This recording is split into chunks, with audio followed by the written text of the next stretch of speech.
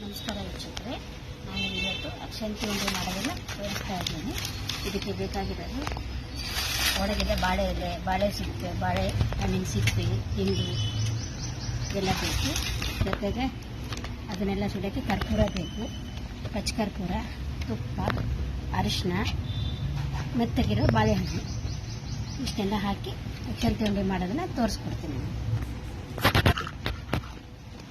ಮೊದಲಿಗೆ ಕರ್ಪೂರ ಹಾಕಿ ಇದನ್ನೆಲ್ಲ ಸುಟ್ಕೋಬೇಕು. ಫಸ್ಟ್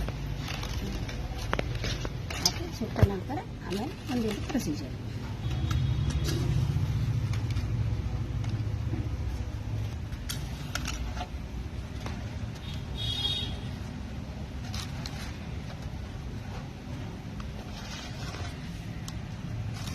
ಕಾಯಿ ಸಿಪ್ಪೆ ಎಲ್ಲ ಸುಟ್ಟುಕೊಂಡ ನಂತರ ಎಲ್ಲ ಎಲೆಗಳನ್ನು ಬಾಳೆಹಣ್ಣಿನ ಸಿಪ್ಪೆ, ಒಣಗಿದ ಬಾಳೆಹಣ್ಣಿನ ಸಿಪ್ಪೆ ಇದನ್ನೆಲ್ಲ ಚೆನ್ನಾಗಿ ಸುಟ್ಕೋಬೇಕು.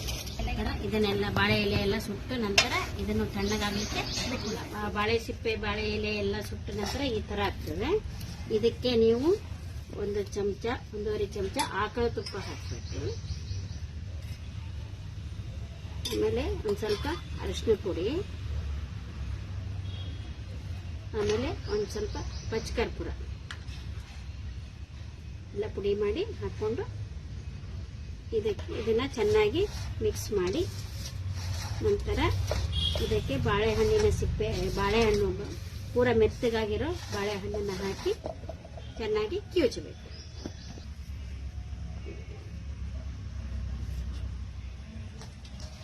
ಸ್ವಲ್ಪ ಆದರೆ ಸಾಕು, ಮಾಡಬೇಕಾಗೋದಿಲ್ಲ. ಇದೆಲ್ಲ ಕಲಿಯೋಕ್ಕೆ ಬೇಕಿದಷ್ಟೇ.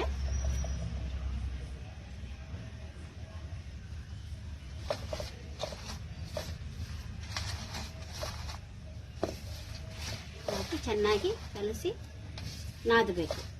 ನಾವು ಚಪಾತಿ ಹಿಟ್ಟೆಲ್ಲ ನಾದ್ತೀವಲ್ಲ ಆ ಥರ ಚೆನ್ನಾಗಿ ನಾದಿ ಉಂಡೆಗಳನ್ನಾಗಿ ಮಾಡಿ